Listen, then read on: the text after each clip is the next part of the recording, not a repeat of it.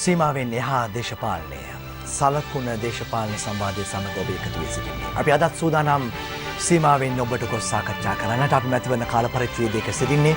මැතිවරණය පිළිබඳ උණුසුම කෙමෙන් දැනෙන වකවානුවක දේශපාලන තලය ආందోලනාත්මක වටාපිටාවක් සකස් වෙමින් පවතින අතරවාරයේ අපි අද සලකුණට ප්‍රවේශයක් ලබා ගන්නවා. මුලින්ම හඳුනාගමු අද සලකුණට සහභාගී වෙන මගේ මිතුරන් දෙදෙනා. මුලින්ම දේශපාලන ක්‍රියාකාරක එවැගේම ප්‍රවීණ මාධ්‍යවේදී චාපා බණ්ඩාර. අයිබෝන්. ඒ වගේම හඳුනාගමු මගේ දකුණත පසින් මගේ අනෙක් මිතුරා මදුෂාන්ත සිල්වා. අයිබෝන් චමුදද සුසම්. ඔබ දන්නවා දැනටමත් කවුද අද සලකුණෙහි දේශපාලන සලකුණ කියන කාරණාව පිළිබඳව හිටපු අමාත්‍ය ඒ වගේම හිටපු පාර්ලිමේන්තු මන්ත්‍රී ජනාධිපති නීතිඥ ආචාර්ය විජේදාස රාජපක්ෂ මහතා අද සලකුණට සහභාගී වෙන සුවිශේෂී ආරාධිතයා. ආයුබෝවන් ඔබතුමාට. අයිබෝවන්. හොඳයි, අපි කතා කරන්න ගොඩාක් දේවල් තියෙනවා. කරුණු කාරණා රසක් තිබෙනවා. අපි කැමති එක්තරා තැනකින් ආරම්භ කරන්න. ඔබ සැලකිය යුතු කාල පරිච්ඡේදයක් ඉක්ුත් රජයේ අධිකරණ විෂය බහරව සිටි ඇමතිවරයා. අධිකරණය අපි ස්තම්භ තුනක් ගැන කතා කළොත් විධායකයේ, ව්‍යවස්ථාදායකයේ සහ අධිකරණය. හැබැයි බරපතල චෝදනාවක් එල්ල වෙනවා අධිකරණ ඇමතිවරයා වශයෙන් කටයුතු කරන කාල පරිච්ඡේදයේ ඔබත් අර පොලිස්පතිවරයාට හිටපු එල්ල වුණු චෝදනාවම නීති ආධිපත්‍යය පිළිබඳව තකන්නේ නැතුව නීතිය Tamanට ඕන විදියට නැවුවා කියන කාරණාව පිළිබඳව Tamanට ඕන අය අත්අඩංගුවට ගන්න, Tamanට අවශ්‍ය නැති අය අත්අඩංගුවට ගැනීමෙන් වළක්වාලන්න, Tamanට අවශ්‍ය ආකාරයට නීතිය නැවුවා කියන කාරණාව මෙතනින් සාකච්ඡාව ආරම්භ කරමු. චමුදිත මේ මැතිවරණ කාලයක් නිසා ඔබගේ මාතෘකාව ඉතාම වැදගත්. මොකද මේ රටේ ආණ්ඩු ඉදර යවන්න, අලුතින් ආණ්ඩු හදන්න භාජනය වෙච්ච මාතෘකාවක් තමයි නීති ආධිපත්‍යය. හුඟක් වෙලාවට පවතින ආණ්ඩු නීති ආධිපත්‍ය රටේ නැති කරපුවාම අධිකරණයේ ස්වාධීනත්වය නැති වෙනවා. අධිකරණයේ ස්වාධීනතාවය නැති වුණාට පස්සේ ජනතාවගේ ප්‍රජාතන්ත්‍රවාදී අයිතිය අහිමි වෙනවා. ඒක නිසා හැම මැතිවරණ කාලෙකම නීති ආධිපත්‍ය පිළිබඳව තියෙන විවේචනයට සියලුම ආණ්ඩු භාජනය වෙලා තියෙනවා අඩු වැඩි වශයෙන්.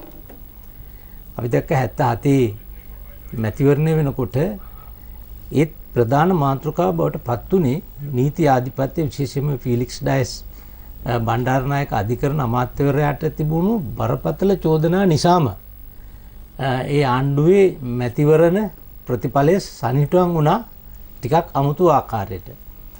පස්සේ කාලෙක අපි දැක්කා ඒ ක්‍රියාකාරකම් අල්ලලා සාගරයක් මැද වගේ චිත්‍රපටි පවා මේ රටේ නිර්මාණය වෙන්න ගත්තේ මේ කාරණේ සම්බන්ධව. එතකොට 1994 දී චන්ද්‍රිකා මැතිණිය ජනාධිපතිවරිය බවට පත්කරන රටේ අති බහුතර ජනතාවක් ඡන්දය දෙන්න එක හේතුවක් උනේ දූෂණයෙන් බීෂණයෙන් තොර යුක්තිගරුක නීතිගරුක සමාජයක් හදන්න ඕනේ කියලා. එතකොට අනතුරුව පත්වෙච්ච හැම ආණ්ඩුවකදීමත් මේ ප්‍රශ්නේ මතුවුණා. පෞගේ රජයේ හිටපු ජනාධිපති මහින්ද රාජපක්ෂ මැතිතුමාගේ ආණ්ඩුවට විරුද්ධවත් විශාල චෝදනා තිබුණා නීති ආධිපත්‍ය ආරක්ෂා කරන්නේ නැහැ කියලා. ඒක නිසා තමයි අපි නියෝජනය කරපු පක්ෂ එදා ජනතාවට ගිහිල්ලා ජනවරමක් ඉල්ලුවේ නීති ආධිපත්‍ය සුරකිනවා, අධිකරණ ස්වාධීනත්වය ආරක්ෂා කරනවා, රාජ්‍ය සේවකයා ස්වාධීන කරනවා. ඒ සඳහා අලුතෙන් මැතිවරණ කොමිෂන් සභා, පොලිස් කොමිෂන් සභා, විගණකාදී කොමිෂන් සභා අපි හදනවා. ඒ පොරොන්දු නිසා තමයි එදා ආණ්ඩුවක් පිහිටුවා ගැනීමට තරමට ඡන්ද බලයක් යම් ප්‍රමාණයකට ලැබුණේ. 2015 ඔබ කියන්නේ? මම කියන්නේ 2015 විශේෂයෙන්ම ඒක ආරම්භුනේ ජනාධිපතිවරණයෙන් ජනවාරි 8 ඒ වගේම පාර්ලිමේන්තු මැතිවරණ ඊට පස්සේ අගෝස්තු 17. ඒතර මේ දෙකේම පදනම බවට එක්තරා පදනමක් බවට ඒකපත් වුණා. ඔබ කියපු දේ හරි. මටත් චෝදනා තිබුණා. ආණ්ඩුවටත් චෝදනා තිබුණා. නීතිය නවන ආණ්ඩුවක් කියන චෝදනාව සමස්තයක් විදියට අපේ සියලු දෙනාට එරෙහිව තිබුණා. මුළු කැබිනට් මණ්ඩලයම ඔබට චෝදනා කළා. මම ඉස්සරලා කිව්වේ සමස්ත ආණ්ඩුවට තිබුණු චෝදනාව. ඊට පස්සේ පුජ්‍යලයක ඇමතිවරයෙක් විදියට මට වෙනම චෝදනාවක් තිබුණා. හැබැයි මට තිබුණු චෝදනාව කළේ මගේ කැබිනට් මණ්ඩලය සහ මම නියෝජනය කරපු ආණ්ඩු පක්ෂයේ මැති ඇමතිවරු. ඒ කියන්නේ ඔබගේ කඳුර තුලම මගේ කඳුර තුල මට පිටින් චෝදනා එල්ල වුණේ නැහැ. මට ජනමාධ්‍යයෙන් චෝදනා එල්ල කරේ නැහැ. ජනතාව පාරට බැලලා කිව්වේ නැහැ මේ අහවලා නීති උල්ලංඝනය කරනවා කියලා. මට බරපතල චෝදනාවක් ආවා. ඒක ඉතාමත් බරපතලයි ඔබ නිවැරදි කිව්වා. මම මේ රටේ නීතිය නමන පුද්ගලෙක් නැත්තම් නීතිය උල්ලංඝනය කරන පුද්ගලෙක් ඊටත් වැඩිය සරලව කියනවා නම් අධිකරණ ඇමතිකම අවභාවිතා කරන ඇමතිවරයෙක් කියන චෝදනාව මට අපි බලමු මොන වගේ චෝදනාද ඔබට එල්ල වුණේ කියන කාරණාව පිළිබඳව. අපි බලමු ඊට පස්සේ අපි කතා කරමු.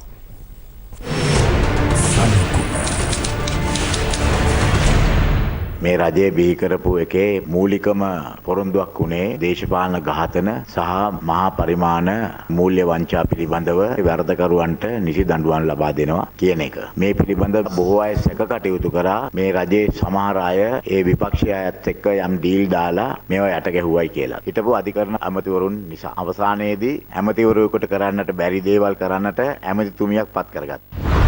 අපි බලයට ආවේ හොරු අල්ලන්න. ඒකට තමයි ඇමතිවරයෙක් ඉන්නේ. ඉතින් එතුමා දැන් අද කරන්නේ බල්ලාගේ වැඩේ බූරුව කරනවා වගේ වැඩක්. ඒ නිසා තමයි අපි ඒකමතිකව ප්‍රකාශ කරේ එතුමා වයින් කරන්න කියන කාරණා. අපි අසමත් වෙලා තියෙනවා එක හොරෙක් හෝ වරදකටු කොට සිරගත කරන්න. කොතනද ප්‍රශ්නේ තියෙන්නේ? නීතිබද්ධ දෙපාර්තමේන්තුව. අධිකරණේ. අධිකරණ ඇමතිවරයා තමන්ගේ වගකීම ඉෂ්ට කරන්න.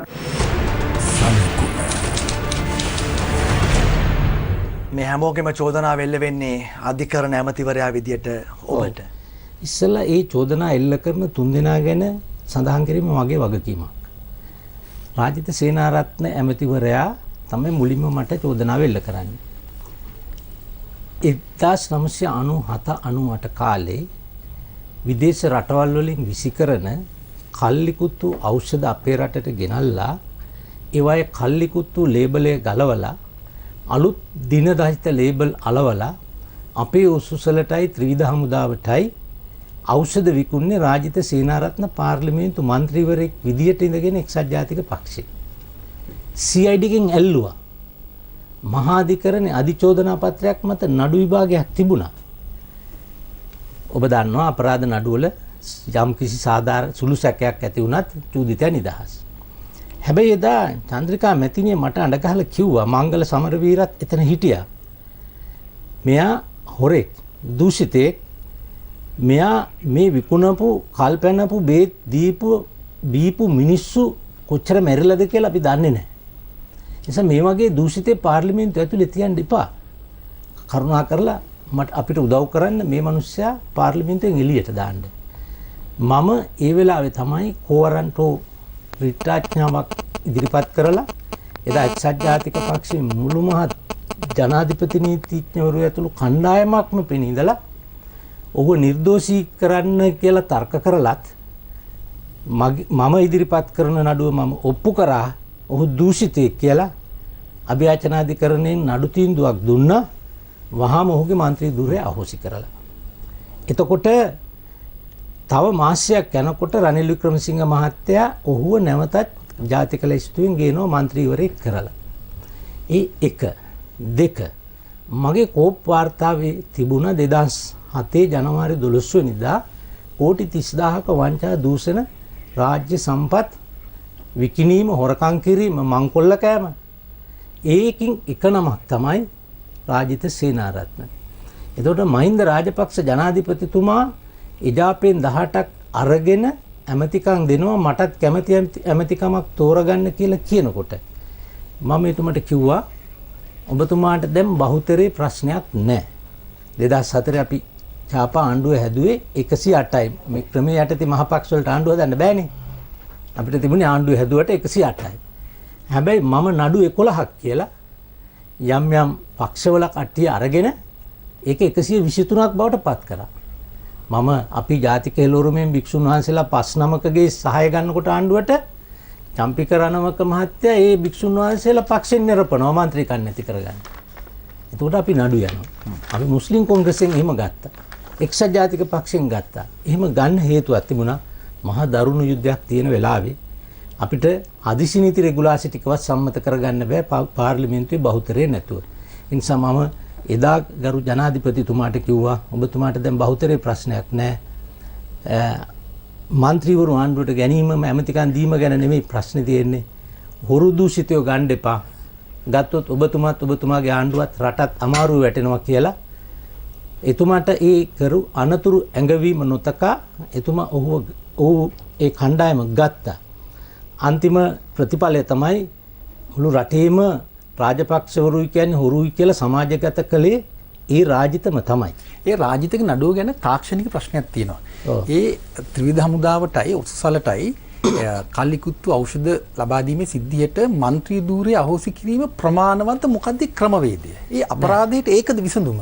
නෑ. අඩුම වශයෙන් අවුරුදු 10ක හිර දඬුවමක් දෙන්න. එහෙම උනේ නෑනේ.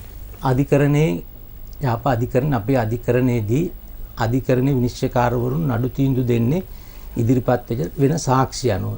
අපරාධ නඩුවකදී සුළු හෝ සාධාරණ සැකෙන් තොරවනේ අපි ඔප්පු කරන්න ඕන. සුළු හෝ සැකයක් ඇති වුණාම ඒකේ වාසිය චූදිතයට දෙනවා. ඒක නිසා ඔහු බේරුණා.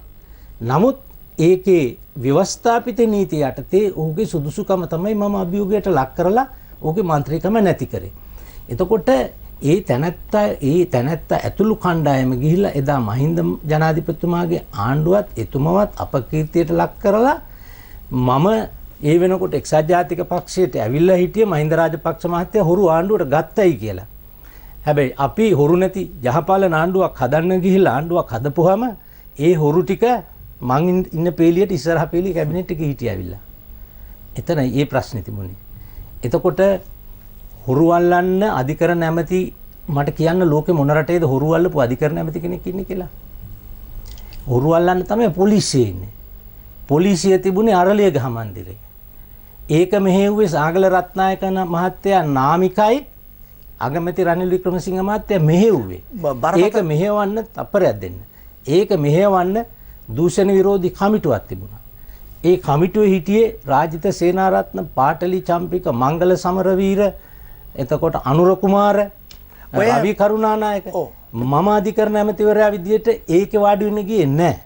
හැබැයි ඔබ දූෂණ විරෝධී පෙරමුණේ ඒ කමිටුවේ සමාජිකයෙක් මැතිවරණයට පෙර. ඔව්. මැතිවරණයට පසු චමුදිත මම එක ගිහිල්ලා අධිකරණ ඇමතිවරයා විදියට ඒකේ වාඩි වෙනවා නම් මගේ තියෙන විශ්වසනීයභාවය මොකද්ද? මගේ තියෙන ස්වාධීනතාවය. අර රාජිත සේනාරත්න සම්බන්ධ සිද්ධිය මේ නඩුව. එහි ඔබ නීතිඥවරයාද නැත්නම් නඩුව පැනවුවේ මේ ඩිලාන් පෙරේරාද? නෑ. මම නීතිඥවරයා. මම චන්ද්‍රිකා මැතිණියට කියලා මං ඉල්ලුවා මේකට පෙස්සම් කරුවෙක් දෙන්න. චන්ද්‍රිකා මැතිණිය යෝජනා කළා ඩිලාන් පෙරේරා මහත්තයා හොඳයි කියලා. ඔහු දූෂණ විරෝධී සටන්කරුවෙක්, මගේත් මිත්‍රයෙක්. ඔහු තමයි පෙස්සම්කරු. එතකොට මේකේ පෙරකලාසිය ගොනු කෙරුවේ මගේ කනිෂ්ඨ නීතිඥවරයෙක් හිටපු ශ්‍රීපති සූර්යාරච්චි මහත්මයා. එතකොට මම කියන්නම් අර හොරුවල්ලන එක ගැන. එතකොට මේ කමිටුව මෙහෙව්වේ අරලියගහ මන්දිරේ ඉඳන් ඒගොල්ලන් තමයි පොලිසිය නෙවෙයි තීන්දුව කරුවේ කවුද හොරා කවුද නිවැරදි කියලා. කවුද කමිටුවේ සමාජිකයෝ? මං නම් කිව්වේ රනිල් වික්‍රමසිංහ මහත්තයා ඇතුළු අර නම් කියපු ටික රවි කරුණානායක, රාජිත් සේනාරත්න, චම්පික රණවක, මංගල සමරවීර, අනුර කුමාර, ජේ.සී. වැලියමුණ ඒ කණ්ඩායම තමයි ගියේ. ඔබ සඳහන් කරන විදිහට පොලිසිය හෝ ආරක්ෂකාංශ මේ අපරාධ සොයන කිසිම නියෝජනයක් එතන තිබුණේ නැහැ. තනිකර දේශපාලන නියෝජනයක් එතන තිබුණේ. එතන සම්පූර්ණ දේශපාලන නියෝජනයක්, නිල නියෝජනයක් නෑ. කවුද අනුර කුමාර කියන්නේ? ආණ්ඩුවේ ඇමති කෙනෙක්ද? කවුද ජේ.සී. වැලියමුණ කියන්නේ ආණ්ඩුවේ මොන තනතුරද දරුවේ? එතකොට දේශපාලඥයෝ කණ්ඩායමක් පොලිසිය රාජකාරිය අතට ගත්තා. අධිකරණ ඇමති ඉන්නේ හොරු අල්ලන්න නෙමෙයි. ඒ කියන්නේ එතන තීරණය කරනවා කවුද අත්අඩංගුවට ගත යුත්තේ කියන කාරණාව. ඇත්ත වශයෙන්ම ඔබ නිවැරදි. මං අනිත් දෙන ගැනත් කියන්න ඕනේ. බල්ලගේ වැඩේ බූරුවක් කරනවයි කියන එකට මේ කවුද කිව්වේ අපේ නලින් බණ්ඩාර. එයා තමයි ඒකට හොඳම උදාහරණය. ඊළඟට කිව්වේ අජිත් පෙරේරා. අජිත් පෙරේරා දූෂණයට විරුද්ධයි. හැබැයි බැඳුම් කර කිවිසුම පිළිබඳව කෝප වාර්තා වෙනකොට ෆුට් නෝට් දානවා. ෆුට් නෝට් දාන මිනිස්සු LOCS ගෙන් චෙක් මාරු කරන් තියෙනවා. ඒතකොට ඒගොල්ලෝ තමයි දූෂණ විරෝධී කණ්ඩායමේ ඉන්නේ. අජිත් පී පෙරේරත් ඒ ප්‍රේෂණපත් ලබා ගත්ත කියලා ඔබට තහවුරු කරන්න පුළුවන්ද? මට තහවුරු කරන්න මම CID එක නෙවෙයි. හැබැයි පරීක්ෂණයක් කරුවොත් හොඳටම තහවුරු වෙනවා LOCS ගෙන් කොච්චර ප්‍රතිලාභ ලැබුවද කියලා. ඒක කරන්න ඕන මම නෙවෙයි, ඒක කරන්න ඕන පොලිසිය. ඔබට සාක්ෂිවත් තියෙනවද? ඒ කියන්නේ තාක්ෂණික කතා කරලා මම CID එක නෙවෙයි. CID එක නෙවෙයි. නමුත් මට සාධක තියෙනවා. ඒක දේශපාලන ශාස්ත්‍රයේ ඉන්න අය දන්නවා. එතකොට ෆුට්නෝට් දාපු කණ්ඩායම ඇලෝසියස් එක්ක තිබුණු සම්බන්ධය දන්නවා. ඒක නිසා බොහොම පැහැදිලිව ඔහුගෙන් ප්‍රතිලාභ ගත්තයි කියලා මම කියනවා. අද නෙමෙයි දැන් අවුරුදු 4ක ඉඳලා කියනවා. දාන්න කියනකො නඩුවක්. මම බොරුයි කියලා අපහාස වන්දිල්ල. දැන් ඔය අරලියගහ මන්දිරයේ රැස් වෙන මේ දූෂණ විරෝධී කමිටුවට සහභාගී වෙන අවස්ථාවන් වලදී අත්අඩංගුවට ගැනීම පිළිබඳ නිර්දේශ වන හැම අවස්ථාවකදීම ඔබ විරුද්ධ වෙනවා. නෑ. ඒ දූෂණ විරෝධී කමිටුව ආණ්ඩු පිහිටුවට පස්සේ එකම අවස්ථාවක මම සහභාගී වෙනවා. ඒ ඇවිල්ලා ගෝඨාභය රාජපක්ෂ මහත්මයා ත්‍රස්තවාදියෙක් විදියට සලකලා ත්‍රස්තවාදයේ වැළැක්වීමේ පනත, ගිනි අවි ආඥා පනත, පුපුරණ ද්‍රව්‍ය ආඥා පනත යටතේ අත්අඩංගුවට ගන්න පොලිසියට නියෝගයක් එවනවා නීතිපති දෙපාර්තමේන්තුවෙන්. නීතිපති නොදැන අපරාධ අංශය බාර වින සොලිසිටර් ජෙනරල් දන්නේ නැතිව ඊට පල්ලෙහා නිලධාරියා. ඒතර අධිකරණ නැමැති? අධිකරණ නැමැතිවට සම්බන්ධ වෙන්නේ නැහැ. දන්නෙත් නැහැ. දන්නෙත් නැහැ. දැනගන්න ඕනත් නැහැ. ඒගොල්ලෝ බැඳිලා නැහැ මට දැනුම් දෙන්න අපි අහවලාත් අඩංගුවට ගන්න නියෝග කරනවා. අපි අහවලාට නඩු දාන්න යනවා කියලා ඒගොල්ලෝ මට දැනුම් දෙන්න කිසිම බැඳීමක් නැහැ. ඒක ආයතන ස්වාධීනයි. එවක නීතිපති සිටියේ යුවන්ජන විජේතිලක මහත්මයා. යුවන්ජන විජේතිලක මැතිතුමා එතුමා ඇවිල්ලා මේ රටේ කිසිදු චෝදනාවක් නැති බොහොම ගෞරවනීය නීතිපතිවරයෙක්. ඒ වගේම ගෞරවනීය සොලිසිටර් ජෙනරල් වරේ සුවදගම්ලත් මහත්මයා. නමුත් මේ කුමන්ත්‍රණී ක්‍රියාත්මක වෙනවා කියලා මම දැනගත්ත නිසා පාටලි චම්පිකත් රාජිතත් ජේ.සී. වැලියමුණත් ගෝඨාභය රාජපක්ෂ මහත්මයා අත්අඩංගුවට ගැනීම සඳහා දෙන නියෝගයේ ලිපිය රාජිත සේනාරත්න ඇමතිගේ ගෙදර ඉඳන් කෙටුම්පත් කරනකොට ඒක මම දැනගත්තා. ඒ ලිපිය පොලිස්පතිට බාර දීලා CID එක විසින් ගෝඨාභය රාජපක්ෂ මහත්තයා ඇතුළු 9 දෙනෙක් හෝ 8 දෙනෙක් අත්අඩංගුවට ගන්න ලෑස්ති වෙනයි කියලා මම දැනගත්තා. ඒ දැනගනකොට මම සොයලා බැලුවා මේක නීතිපති මේක නියෝගයක් ඇත්තටම දුන්නද කියලා. නීතිපතිතුමා සාමාන්‍යයෙන් අපරාධ නීතිය අපරාධ නඩු සම්බන්ධව බාර විටිය සොලිසිටර් ජෙනරල් මම ඔහුට තමයි මුලින් කතා කරේ සුවදගම්ලත් මහත්තයා. මම ඔහුගෙන් ඇහුවා. නෑ එහෙම නියෝගයක් දුන්නේ නෑ. ඉන්න පොඩ්ඩක් බලන්න මම නීතිපතිතුමාගෙනුත් අහලා බලන්නම්. හැබැයි එතුමා මගෙන් අහන්න නැතුවම දෙයක් කරන්නේ නෑ. අපරාධංශී බාරව තින්නේ මම. එතුමා ආපහු තහවුරුවක් කරන් මට කිව්වා නෑ අපි එහෙම එකක් කරේ නෑ. කවුද ඔය ලිපිය කෙටුම්පත් කරන්නේ එතකොට? කොතනින්ද? කාගේ සහභාගීත්වයෙන්? තැන තමයි මං කිව්වේ. 3 දෙනෙක් නම් කිව්වා තැන කිව්වා. නෑ නීතිපති දෙපාර්තමේන්තුවේ ලිපිය කෙටුම්පත් නෑ නීතිපති දෙපාර්තමේන්තුවට කෙටුම්පත් කරපු ලිපිය ගෙනිලා අස්සන ගන්නේ ජේෂ්ඨ නියෝජ්‍ය අතිරේක ජේෂ්ඨ අතිරේක සොලිසිටර් ජෙනරල් වසන්ත නවරත්න බණ්ඩාර. එතකොට මම අධිකරණ ඇමතිවරයා විදියට මේ රටේ නීතිපති දෙපාර්තමේන්තුවේ නීතිපති නොදෙන සොලිසිටර් ජෙනරල් වරයා නොදෙන කිසිදු සාධාරණ පරීක්ෂණයක් පොලිසියෙන් පවත්වලා ඒකේ වාර්තාවක් නැතුව ඇමතිලා දෙන්නෙක් තුන් දෙනෙක් එකතු වෙලා ගත්ත තීන්දුවක් නීතිපති දෙපාර්තමේන්තුව ක්‍රියාත්මක කරන්න යනවා ඒක වැරදි නිසා මට අධිකරණ ඇමතිවරයා විදියට වගකීමක් තිබුණා. මට බාරව නෙවෙයි පොලිසිය තිබුණේ. මම කිව්වා කලින් හැබැයි ඒකේ බාරව තීන්දුව తీරන ගත්තේ අගමැතිතුමා දැනුවත් කරා. රාජ්‍ය ආරක්ෂක ඇමති ජනාධිපතිතුමා දැනුවත් කරලා මං කිව්වා මේ වැරදි වැඩේ මේ අපරාධේ කරන්න දෙන්න එපා. මේකේ දෙපැත්තක් තියෙනවා. එක පැත්තක් නීතියෙන් එහෙම වරදක් කරයි කියලා කිසි සාධකයක් නැහැ. ඔප්පු වෙනවද නැද්ද කියලා උසාවියෙන් තීන්දුව කරන්නේ. මේ බැලු බැලමට සාධකයක් තියෙන්න එපා. දෙවෙනි කාරණය මේ රටේ 30 අවුරුදු යුද්ධය ඉවර කරපු මිනිස්සයා ඒකට නායකත්වය දුන්න මිනිස්සයා ප්‍රභාකරන්ව විනාඩි 10කට අත්අඩංගුවට ගත්තේ නැති ශ්‍රී ලංකා ජනරජය ගෝඨාභය මහත්තයා ත්‍රස්තවාදී කියලා අත්අඩංගුවට ගන්න යනවා. මම කිව්වා මොකද්ද මේ අපරාධය? ඒ අනුව තමයි ඒ දෙපළගේ මැදිහත් වීම තුල තමයි මම මේක නතර කරේ. මොකද්ද මේ සිද්ධිය ඇවන්ගාඩ් සිද්ධිය සම්බන්ධව? සිද්ධිය ඇවන්ගාඩ් සිද්ධිය.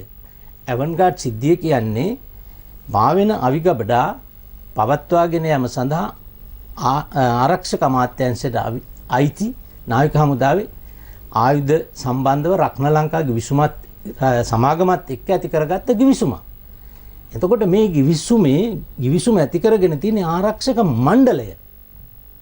ආරක්ෂක මණ්ඩලයේ තීන්දුවක් ගන්නවා මෙහෙම ගිවිසුමක් ඇති කරගන්න ඕන කියලා. එතකොට ආරක්ෂක මණ්ඩලයේ තීන්දුවක් ගත්තම ක්‍රියාත්මක කිරීමේ බලධාරියා ආරක්ෂක අමාත්‍යාංශයේ ලේකම්. එතකොට ඔහු ඒක ක්‍රියාත්මක කරන්න ඕන. දැන් මම ඉදිරිපත් කරේ තර්කයක් විදියට චමුදිත හොඳයි කියමුකෝ මේක වැරදිම කියලා ඇත්තටම වැරදි නම් අපි ගන්න ඕන සේනාධිනායකයා, ආරක්ෂක මණ්ඩලේ නායකයා, ජනාධිපති මහින්ද රාජපක්ෂ මහත්තයාත් ගමු අපි. එතකොට ත්‍රිවිධ හමුදාපති වෙලා 3 දෙනෙක් අපි ගමු. එදා හිටපු පොලිස්පතිත් ගමු. මේකේ 15ද 16ද හිටියයි කියනවනේ. එහෙනම් ඇයි ගෝඨාභය මහත්තයා වෙනම තෝරන්නේ අපි ඔක්කොම ටික එකට ගමු කියලා මං කිව්වා. අගමැති එකඟ වුණාද මේ ඔබ දක්වපු කරුණු පැහැදිලි කිරීමට? එතුමා නීතිඥවරයෙක්, එතුමා නීතිය දන්නවා. එතුමා එකඟ වුණා. ජනාධිපතිතුමාට මම නීතිය පැහැදිලි කරා. එතුමා නීතිඥයෙක් නොවුනට එතුමාට මේ දේශපාලන අවබෝධයක් තියෙනවා මේ පිළිබඳව. එතුමා ඒක පිළිගත්තා.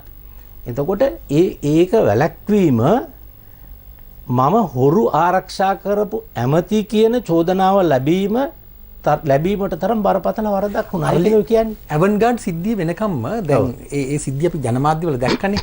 ඒ සිද්ධිය වෙනකම්ම ඔබ දැන් අධිකරණයේ බහර අමාත්‍යවරයා විදිහට මේ සෙල්ලම අර්ලිගහ මන්දිරයේ කරනකොට ඇයි විරුද්ධ වුනේ නැත්තේ? පාර්ලිමේන්තුවේදී විරුද්ධ වෙලා ඉල්ල අස් වෙන්න තිබ්බනේ. ඔබට පේනවද දැන් මේ ක්‍රීඩා ප්‍රශ්නේ දැන් අර්ලිගහ මන්දිරේ එක දිගටම රනිල් වික්‍රමසිංහ සහ අර්ලිගහ මන්දිරේ කරනව මන් දන්නේ නැහනේ. මම ඒකට යන්නේ නැහැ. ඇවන්ගාඩ් සිද්ධිය වෙනකම වෙන සිද්ධින් දැනන් හිටියේ නැද්ද ඔබ? මම අර්ලිගහ මන්දිරේ ගත්ත කිසි සිද්ධියක් දන්නේ නැහැ.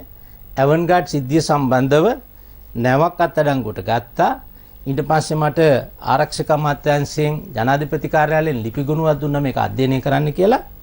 ඒක අධ්‍යයනය කරගෙන යනකොට බටහිර රටවල් තානාපතිවරු 7-8 දෙනෙක් මාව ඇවිල්ලා මුණ ගැහුණා. ඒ උදවිය කිව්වා මේක මේ ජාත්‍යන්තර වශයෙන් අපි එකඟතාවයක් ඇති කරගෙන යන සෝමාලියානු මුදුකොල්ලකරුවන්ගෙන් අපේ නැව් ආරක්ෂා කරගන්න ඇති කරගත්ත කිවිසුමක්. මේ ඔය ගාලු මූදේ නැවේ අපේ ආයුධක් තියෙනවා. ඒ කියපු රටවල් වල ආයුධ තියෙනවා. මේක තානාපති වරුන් විසින් කියපු දෙයක් නිසා රාජතාන්ත්‍රික භාවයට අපි හානි කරන්නේ නැතුවයි මම මේ කියන්නේ. ඒක නිසා ඒ උදවිය මට ඇවිල්ලා පැහැදිලි කරලා දුන්නා.